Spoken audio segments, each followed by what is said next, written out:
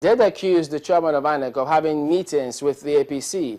And now you cited some other cases that your party is not comfortable with. So would it be out of place if they say that your party amongst those who want him out?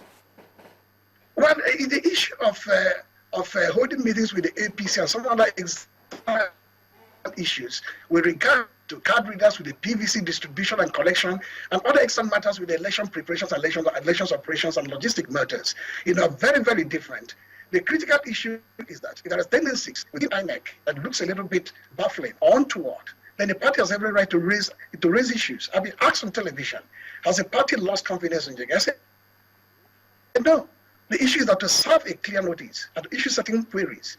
If the party had not issued a query on the production of PVCs in China, Jega would have gone to INEC to Senate and said, indeed, by the time I was holding the 14th February election, PVC was still being produced in China. That's a crucial question to ask. Again, when you talk about the card readers, if we did not extend these elections today, next week or thereabout, experimenting with the card readers in 6 states across the 6 geopolitical zones.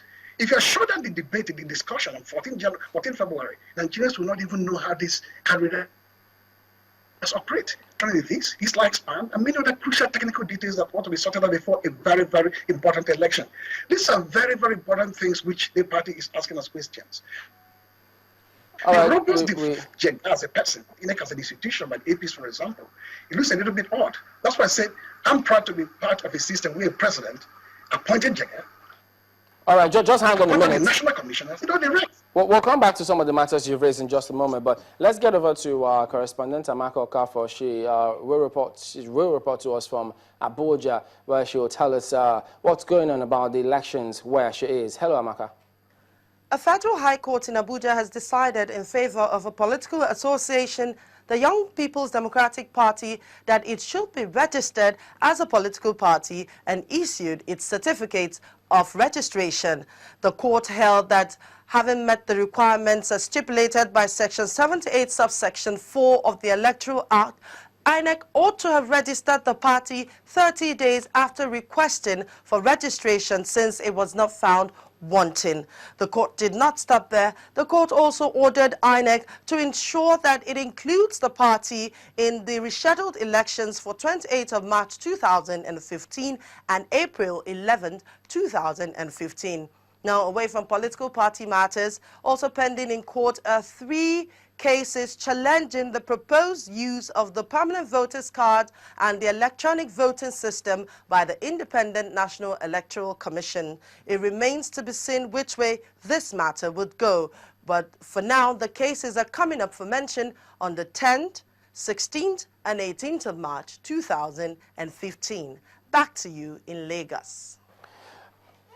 Well, thank you, Amaka. Let me ask Alaji, the perspective that Odenta raised about the chairman of INEC, do you find any of them tenable? As a matter of fact, I didn't hear many of them. You see, the audio was a bit poor, probably because you were listening directly. If you can please tell me exactly what he said to help me. Well, because we did also ask him about the meetings, he says, look, he's proud that this president did appoint chairman of the commission and has allowed him a free hand to run the affairs, and he says no reason why the law should not take its course. If it's his time to go, you might as well just go. I think there are 2 different issues here. One is that the appointment of the INEC chairman is guided by the Constitution, which means the president nominates and is confirmed by the Senate. Now, he is entitled also to seek for a second term. But in doing so also, the president will have to, forward his name to the Senate for confirmation. And if the president does not want him renominated, it's simple. He does not forward his name to the Senate. But the issue here has little to do with whether he needs whether he deserves a second term or not. It's about his first term, which normally should end sometimes in June. And if you leave him of his appointment now, then it means he's been fired. And you cannot fire him without, again, going back to the Senate, according to our laws. There have been all kinds of arguments as to whether he has to proceed on compulsory, 90 days leave. It's neither here nor there. It's not a civil servant. It's an appointee.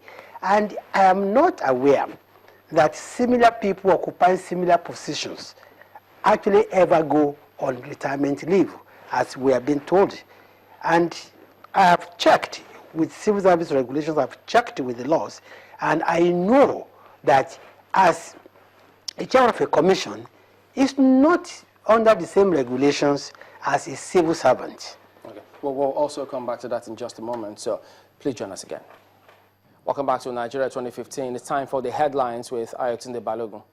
Thank you very much, Chamberlain. Time now for the headlines, like you rightly pointed out. Well, it's the chairman of the National Human Rights Commission, NHRC, Professor Chidi Kalu. Well, he has challenged Nigerians to support efforts towards ensuring that the elections hold on March the 28th, as announced by INEC, that's the Independent National Electoral Commission.